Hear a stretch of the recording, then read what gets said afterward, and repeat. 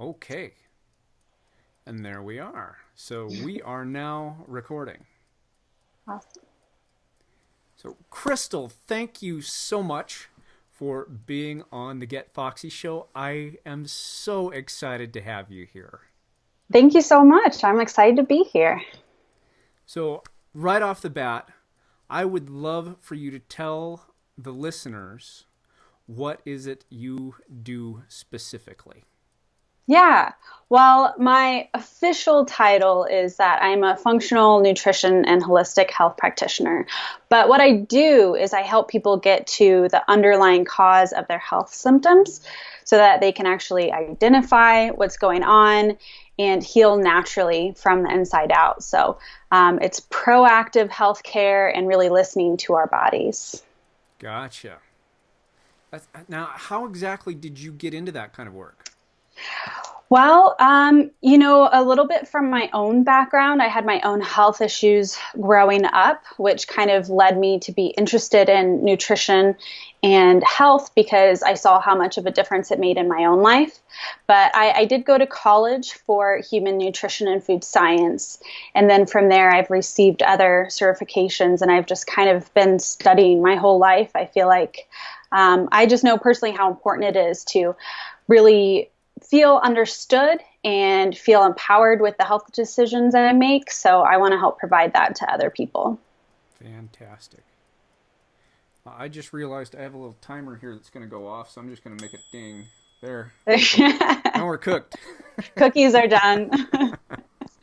That way we don't have the ticking in the audio. So if you heard ticking, that was me. I did not hear it. Okay. Oh, for goodness sake. So, I'm curious as to when you're not in the office, what are you up to? Oh, I feel like I'm always juggling a million things. In my personal life, I love being active and exercise. I love cooking. I am also a natural chef, so I do a lot of cooking and just getting out in the community and being with my husband and my dog. So that kind of takes up my time. Now, when you say natural chef, what exactly do you mean by natural chef? Yeah, so I was trained by a culinary school that really focuses on foods that nourish your body, sourcing food sustainably and good for the environment, and also working with therapeutic diets. So as I'm the nutrition practitioner and I'm, helping to recommend diets to people and what will help heal their body. I also am the chef that can be like, hey, this has to taste good too, right? If we're going to do it. So I can actually help create meals and recipes that are going to help reach the goals, but still make us happy at the same time. See, that is fantastic. As an acupuncturist and traditional Chinese medicine practitioner, we really see the diet as key for health.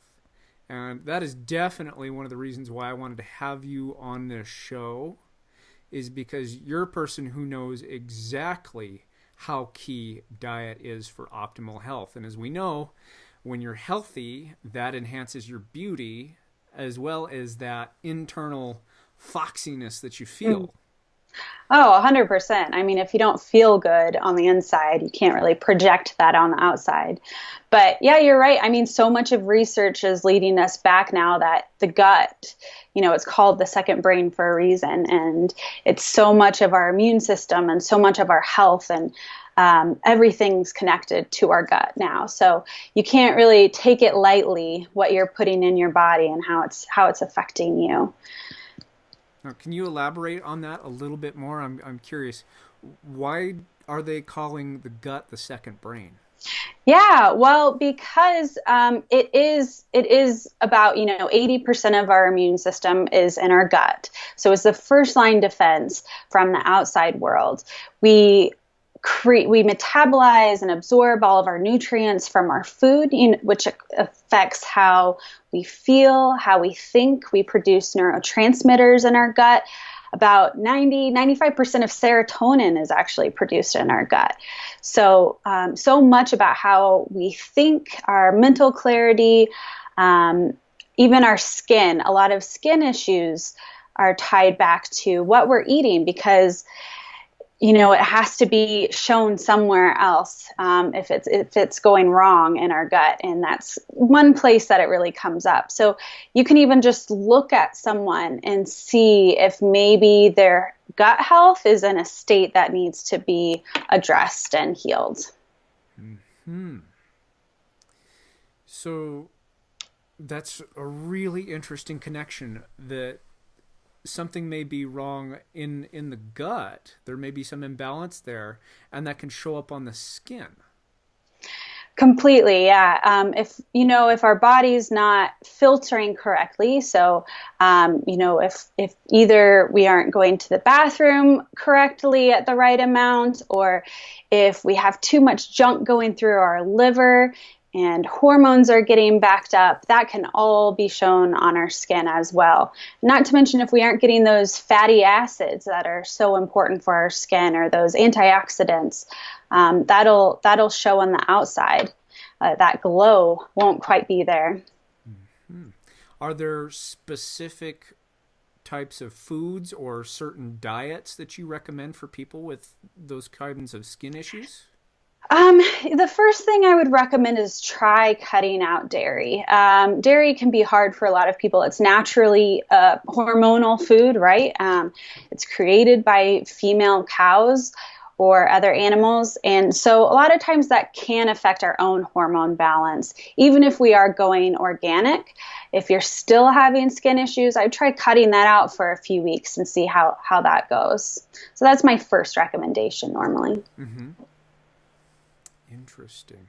And what would your second recommendation be? Because I'm curious. Getting in those healthy fats, especially women. If you went through the 90s, that everyone was scared of eating fat, and low fat trends became prominent. We've learned now that is so very false, and fat is so important for our well-being and our health and our skin too. So don't be scared of eating fat. Getting in, coconut oil, avocados, nuts, and seeds. All of those really good sources are going to help you feel good and look good too. Fantastic. So I'm curious, since this is the Get Foxy show, I like to ask some more questions simply to kind of delve into more of your personal story. We like to get to know you here. Yeah. So has there ever been a time in your life where you couldn't find your foxiness?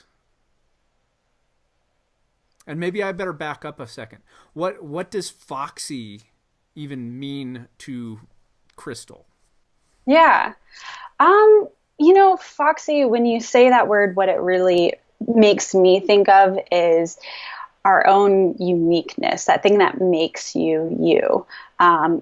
Even if it's a pair of shoes or a piece of jewelry, something that you put on that you love and you feel good because that's really expressing you. And you're able to go out there and be confident. That's kind of what I think being foxy is. If you, put on that foxy outfit or you're in a foxy mood, it's just expressing that inside personality. Okay.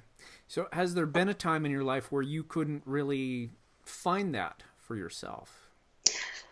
Definitely. And especially when I wasn't feeling good, when I was going through my own health issues, it was really hard to feel confident if you aren't looking quite as good on the outside. I had, a lot of health issues and digestive pain and chronic pain, and it's hard to feel foxy when you're going through chronic pain.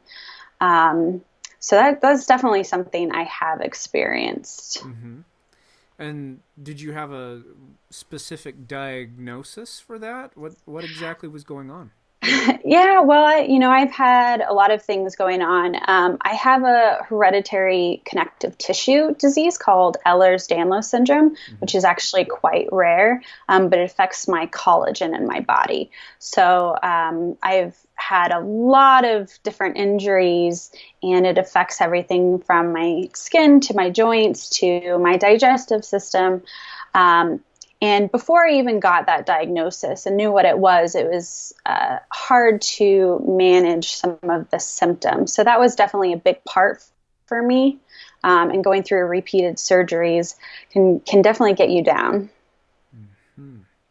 So, what did you do specifically to start reclaiming that foxiness? Well, every small step counts. So I don't disregard any baby steps that it took, but it was first getting to know my body and connecting with it. So it was really important for me to recognize what my body wanted and what it was telling me. A lot of times, especially when you're going through chronic pain, you kind of want to disconnect yourself from the rest of your physical body because you don't want to experience that. But when you start to listen and realize that your body's your partner again, you can start to kind of work together. So, I made slow changes with my diet and eating more foods that were supportive for me and anti-inflammatory. So more of a paleo-ish diet. So, high quality proteins and vegetables and fruits. And that really helped decrease some of the chronic pain and the symptoms. And being active is always so important to me. So making sure that even if it's just walking, being active helps me always feel better and get that mental boost as well. So just, keep going with it and getting to know myself and seeing what was feeling good for my body and what it needed and taking care of that. Hmm. So you've really had to take the time to just get in touch with yourself in order to figure out what you needed. Oh, 100%. And I'm still doing that now. My health journey is definitely not over, even though I've been working in the field for a long time and I've come a long, long way. My health journey isn't over. I had a health flare up this winter where, some weird things were happening and I wasn't feeling good, but I quickly noticed that because I've tried to build this connection that, things were off. And with my work, I'm able to do some functional labs to see what's happening in my body. And I looked in my gut and it was a little mess and needed to be worked on. So I'm currently doing that now. So it's not, health journeys don't just stop. You're always kind of trying to get better and obstacles come up, but still keep with it. I hear you there. We've all got our stuff we're working on, but it sounds like you've really done a lot of work simply for yourself. And now that you've done that work, you've got the knowledge where you can really help others.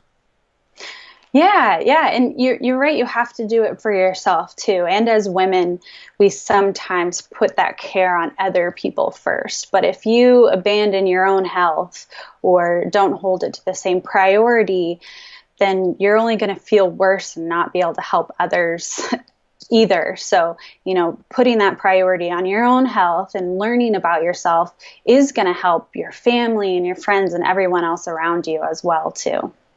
Oh, that is such... It seems... I mean, we've only been doing this show for a few episodes now, but it seems like that is such a huge common thread. Is that women, you are such givers. You give and you give and you give. But you've got to start receiving in order to continue to give. And if you don't receive, then all of a sudden you start burning out. You start seeing these problems in your health. Exactly. Do you see that a I fair love amount in your that. patients? Yeah, and I love that receiving, right? It's not a selfish act to take care of yourself. You're receiving everything from the universe and what you deserve as well, just as much as anyone else. So I love that you put it that way.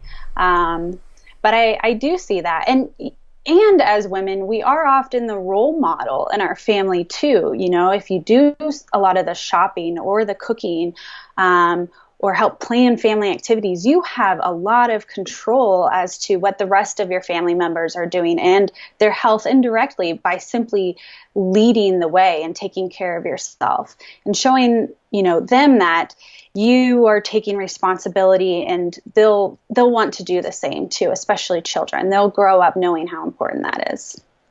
Who were your role models, Crystal? My parents were great role models. My mom cooked most all of our meals at home for us, good meals. We had family dinners. My father has always been super active. He's, 73 now, and he's still out and running around and working full time because he's so passionate about it. And, they're great role models for me. I'm curious, who embodies Foxy in your world right now? Who embodies Foxy? That's a hard question. Huh.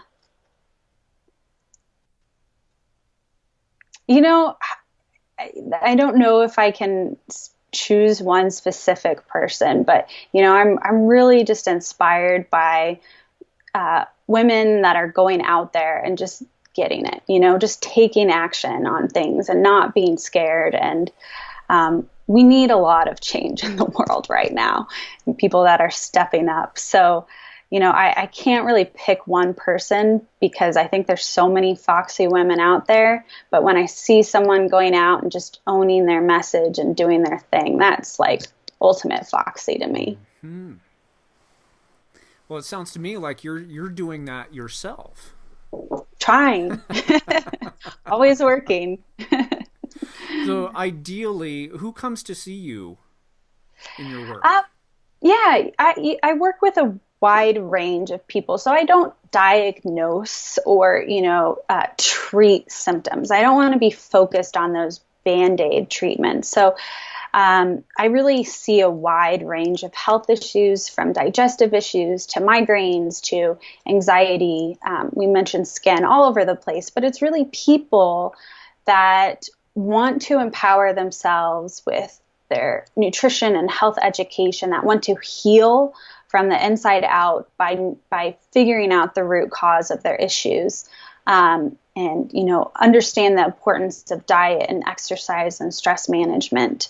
So those are the people that I typically see, are the ones that have maybe gone to doctors time and time again and not gotten the answers they want, and are tired of just being recommended prescription drugs and would like another way to go about their health, to be proactive and really true to getting to the cause of what's happening. Gotcha. Well, my target listener is a single mom who's also an entrepreneur, who's got a couple of kids, carting them back and forth all over, trying to get her work done over here, trying to take care of her kids over here, getting this done, getting that done. What is the one piece of advice that you would have for that specific woman? Yeah. Well, when I am talking about health and nutrition and making those steps forward, I'd say the first thing you can do, no matter what budget you're on, no matter where you're starting, is to just start to eat more naturally. So eating foods that are closer to their natural state. And instead of grabbing some apple flavored snack that comes in a package, eat an apple. Just trying to eat foods that are more natural, and that'll just go leaps and bounds of the nutrition you're getting in, the way you're nourishing your body. And that's kind of one easy thing that people can start to do no matter where they are at in their health journey.